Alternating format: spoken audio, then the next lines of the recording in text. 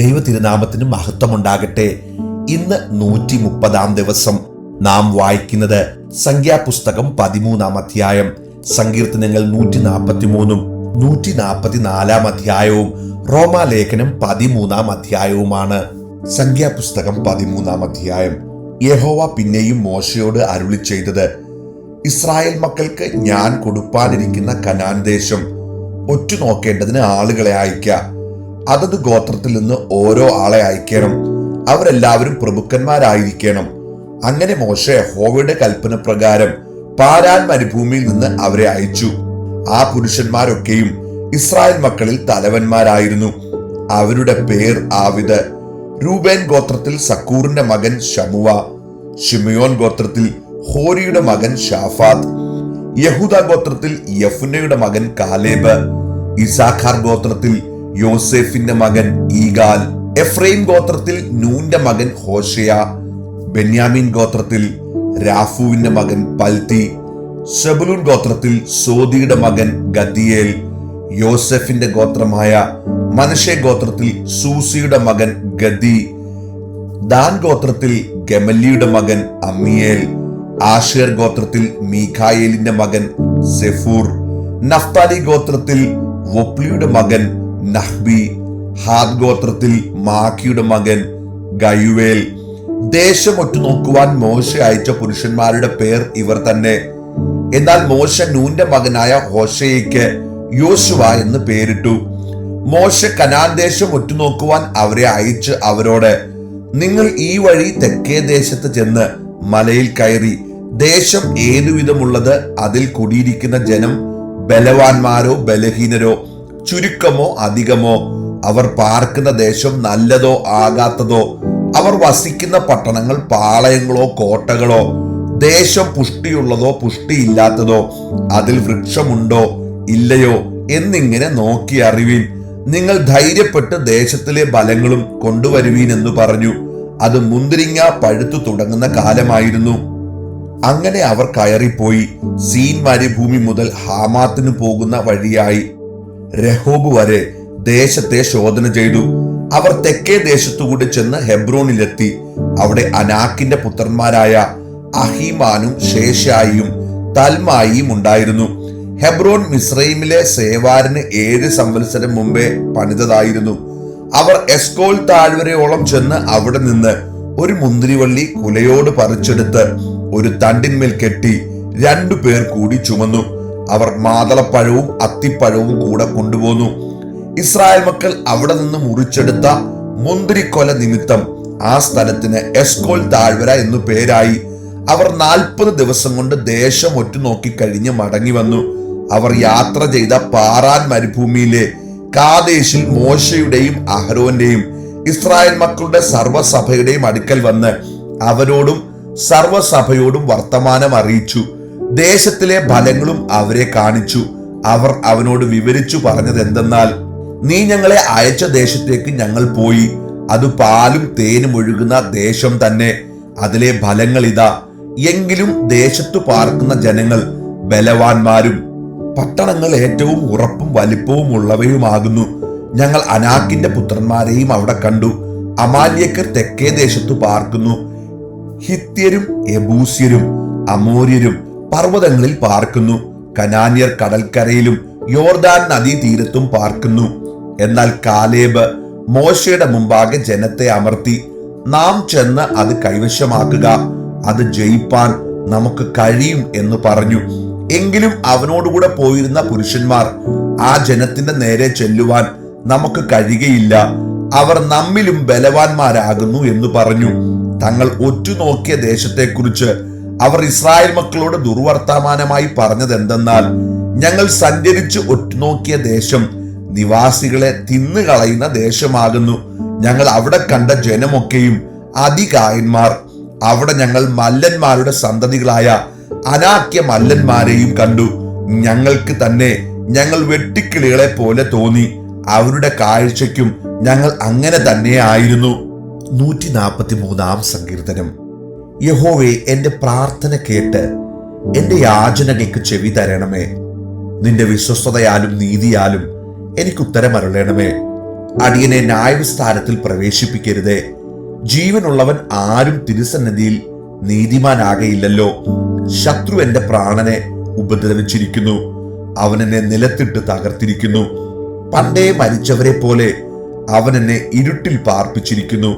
ആകയാൽ എന്റെ മനം എന്റെ ഉള്ളിൽ വിഷാദിച്ചിരിക്കുന്നു, എന്റെ ഹൃദയം എന്റെ ഉള്ളിൽ സ്തംഭിച്ചിരിക്കുന്നു. ഞാൻ പണ്ടത്തെ നാളുകളെ ഓർക്കുന്നു, നിന്റെ സകല പ്രവൃത്തികളെയും ഞാൻ ധ്യാനിക്കുന്നു. നിന്റെ കൈകളുടെ പ്രവൃത്തിയെ ഞാൻ ചിന്തിക്കുന്നു. ഞാൻ എന്റെ കൈകളെ നിങ്കലേക്ക് മലർത്തുന്നു. വരണ്ട നിലം പോലെ എന്റെ പ്രാണൻ നിനക്കായി ദാഹിക്കുന്നു. യഹോവേ, വേഗം എനിക്ക് ഉത്തരമരുളണമേ. എന്റെ ആത്മാവ് കാംക്ഷിക്കുന്നു. ഞാൻ കുഴിയിൽ ഇറങ്ങുന്നവരെ പോലെ ആകാതിരിപ്പാൻ നിന്റെ മുഖത്തെ എനിക്ക് മറയ്ക്കരുതേ. രാവിലെ നിന്റെ ദയ എന്നെ കേൾക്കുമാറാക്കണമേ. ഞാൻ നിന്നിൽ ആശ്രയിക്കുന്നുവല്ലോ. ഞാൻ നടക്കേണ്ടുന്ന വഴി എന്നെ അറിയിക്കണമേ. ഞാൻ എന്റെ ഉള്ളം നിങ്കലേക്ക് ഉയർത്തുന്നുവല്ലോ. യഹോവേ, എന്റെ ശത്രുക്കളുടെ കയ്യിൽ നിന്ന് എന്നെ വിടുവിക്കണമേ. നിന്റെ അടുക്കൽ ഞാൻ മറവിനായി വരുന്നു. നിന്റെ ഇഷ്ടം ചെയ്യുവാൻ എന്നെ പഠിപ്പിക്കണമേ. നീ എന്റെ ദൈവമാകുന്നുവല്ലോ. നിന്റെ നല്ല ആത്മാവ് നേർനിലത്തിൽ എന്നെ നടത്തുമാറാകട്ടെ. യഹോവേ, നിന്റെ നാമനിമിത്തം എന്നെ ജീവിപ്പിക്കണമേ. നിന്റെ നീതിയാൽ എന്റെ പ്രാണനെ കഷ്ടതയിൽ നിന്ന് ഉദ്ധരിക്കണമേ.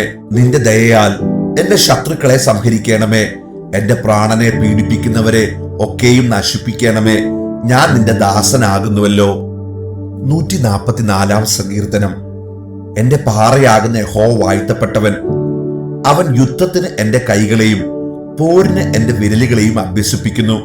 എന്റെ ദയയും എന്റെ കോട്ടയും എന്റെ ഗോപുരവും എന്റെ രക്ഷകനും എന്റെ പരിചയും ഞാൻ ശരണമാക്കിയവനും എന്റെ ജനത്തെ എനിക്ക് കീഴാക്കി തരുന്നവനും അവൻ തന്നെ. യഹോവേ, മനുഷ്യനെ നീ ഗണ്യമാക്കുവാൻ അവൻ എന്ത്? മർത്യപുത്രനെ നീ വിചാരിപ്പാൻ അവൻ എന്തുമാത്രം? മനുഷ്യൻ ഒരു ശ്വാസത്തിന് തുല്യമത്രേ. അവന്റെ ആയുഷ്കാലം കടന്നു പോകുന്ന നിഴൽ പോലെയാകുന്നു. യഹോവേ, ആകാശം ചായ്ച്ച് ഇറങ്ങി വരണമേ. പർവ്വതങ്ങൾ പുകയുവാൻ തക്കവണ്ണം അവയെ തൊടയണമേ. മിന്നലിനെ അയച്ച് അവയെ ചിതറിക്കണമേ. നിന്റെ അസ്ത്രങ്ങൾ എയ്ത് അവരെ തോൽപ്പിക്കണമേ. ഉയരത്തിൽ നിന്ന് തൃക്കൈ നീട്ടി എന്നെ വിടുവിക്കണമേ. പെരുവെള്ളത്തിൽ നിന്നും അന്യജാതിക്കാരുടെ കയ്യിൽ നിന്നും എന്നെ രക്ഷിക്കണമേ. അവരുടെ വായ ഭോഷ്ക് സംസാരിക്കുന്നു, അവരുടെ വലങ്കൈ വ്യാജമുള്ള വലങ്കൈയാകുന്നു. ദൈവമേ, ഞാൻ നിനക്ക് പുതിയൊരു പാട്ടുപാടും. 10 കമ്പിയുള്ള വീണ കൊണ്ട് ഞാൻ നിനക്ക് കീർത്തനം ചെയ്യും.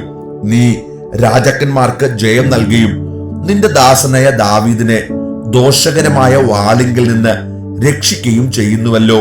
അന്യജാതിക്കാരുടെ കയ്യിൽ നിന്ന് എന്നെ വിടുവിച്ച് രക്ഷിക്കണമേ. അവരുടെ വായ് ഭോഷ്ക് സംസാരിക്കുന്നു, അവരുടെ വലങ്കൈ വ്യാജമുള്ള വലങ്കൈയാകുന്നു.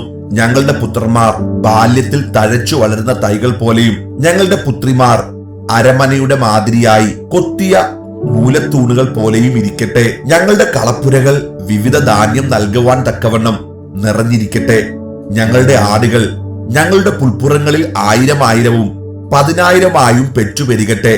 ഞങ്ങളുടെ കാളകൾ ചുമട് ചുമക്കട്ടെ. മതിൽ തകർക്കുന്നതും പടയ്ക്കു പുറപ്പെടുന്നതും ഞങ്ങളുടെ വീതികളിൽ നിലവിളിയും ഇല്ലാതെ ഇരിക്കട്ടെ. ഈ സ്ഥിതിയിൽ ഇരിക്കുന്ന ജനം ഭാഗ്യമുള്ളത്. യഹോവ ദൈവമായിരിക്കുന്ന ജനം ഭാഗ്യമുള്ളത് തന്നെ. റോമാലേഖനം 13-ാം അധ്യായം. ഏതു മനുഷ്യനും ശ്രേഷ്ഠാധികാരങ്ങൾക്ക് കീഴടങ്ങട്ടെ. ദൈവത്താൽ അല്ലാതെ ഒരധികാരവും ഇല്ലല്ലോ. ഉള്ള അധികാരങ്ങളോ ദൈവത്താൽ നിയമിക്കപ്പെട്ടിരിക്കുന്നു. ആകയാൽ അധികാരത്തോട് മറുക്കുന്നവൻ ദൈവവ്യവസ്ഥയോട് മറുക്കുന്നു. മറുക്കുന്നവരോ ശിക്ഷാവിധി പ്രാപിക്കും. വാഴുന്നവർ സൽപ്രവൃത്തിക്കല്ല, ദുഷ്പ്രവൃത്തിക്കത്രേ ഭയങ്കരം. അധികാരസ്ഥനെ ഭയപ്പെടാതിരിപ്പാൻ ഇച്ഛിക്കുന്നുവോ? നന്മ ചെയ്യുക, എന്നാൽ അവനോട് പുകഴ്ച ലഭിക്കും. നിന്റെ നന്മയ്ക്കായിട്ടല്ലോ അവൻ ദൈവ ശുശ്രൂഷക്കാരനായിരിക്കുന്നത്. നീ തിന്മ ചെയ്താലോ ഭയപ്പെടുക. വെറുതെ അല്ല അവൻ വാൾ വഹിക്കുന്നത്. അവൻ ദോഷം പ്രവർത്തിക്കുന്നവന്റെ ശിക്ഷയ്ക്കായി പ്രതികാരിയായ ദൈവ ശുശ്രൂഷക്കാരൻ തന്നെ. അതുകൊണ്ട് ശിക്ഷയെ മാത്രമല്ല മനസാക്ഷിയെയും വിചാരിച്ച് കീഴടങ്ങുക ആവശ്യം. അതുകൊണ്ട് നിങ്ങൾ നികുതിയും കൊടുക്കുന്നു. അവർ ദൈവ ശുശ്രൂഷക്കാരും ആ കാര്യം തന്നെ നോക്കുന്നവരാകുന്നു. എല്ലാവർക്കും കടമയായുള്ളത് കൊടുപ്പീൻ. നികുതി കൊടുക്കുന്നവന് നികുതി, ചുങ്കം കൊടുക്കുന്നവന് ചുങ്കം, ഭയം കാണിക്കേണ്ടവന് ഭയം, മാനം കാണിക്കേണ്ടവന് മാനം. അന്യോന്യം സ്നേഹിക്കുന്നതല്ലാതെ ആരോടും ഒന്നും കടംപിട്ടിരിക്കരുത്. അന്യനെ സ്നേഹിക്കുന്നവൻ ന്യായപ്രമാണം നിവർത്തിച്ചിരിക്കുന്നുവല്ലോ. വ്യഭിചാരം ചെയ്യരുത്, കൊല ചെയ്യരുത്, മോഷ്ടിക്കരുത്, മോഹിക്കരുത് എന്നുള്ളതും മറ്റ് ഏത് കൽപ്പനയും കൂട്ടുകാരനെ നിന്നെ പോലെ സ്നേഹിക്ക എന്നീ വചനത്തിൽ സംക്ഷേപിച്ചിരിക്കുന്നു. സ്നേഹം കൂട്ടുകാരന് ദോഷം പ്രവർത്തിക്കുന്നില്ല. ആകയാൽ സ്നേഹം ന്യായപ്രമാണത്തിന്റെ നിവൃത്തി തന്നെ. ഇത് ചെയ്യേണ്ടത് ഉറക്കത്തിൽ നിന്ന് ഉണരുവാൻ നാഴിക വന്നിരിക്കുന്നു എന്നിങ്ങനെ നിങ്ങൾ സമയത്തെ അറികയാൽ തന്നെ നാം വിശ്വസിച്ച സമയത്തേക്കാൾ രക്ഷ ഇപ്പോൾ നമുക്ക് അധികം അടുത്തിരിക്കുന്നു. രാത്രി കഴിവാറായി, പകൽ അടുത്തിരിക്കുന്നു. അതുകൊണ്ട് നാം ഇരുട്ടിന്റെ പ്രവൃത്തികളെ വെച്ചു കളഞ്ഞ് വെളിച്ചത്തിന്റെ ആയുധവർഗം ധരിച്ചുകൊള്ളുക. പകൽ സമയത്ത് എന്ന പോലെ നാം മര്യാദയായി നടക്ക. വെറുക്കൂത്തുകളിലും മദ്യപാനങ്ങളിലുമല്ല, ശയനമോഹങ്ങളിലും ദുഷ്കാമങ്ങളിലുമല്ല, പിണക്കത്തിലും അസൂയയിലുമല്ല. കർത്താവായ യേശുക്രിസ്തുവിനെ തന്നെ ധരിച്ചുകൊള്ളുവിൻ. മോഹങ്ങൾ ജനിക്കുമാറ് ജഡത്തിനായി ചിന്തിക്കരുത്.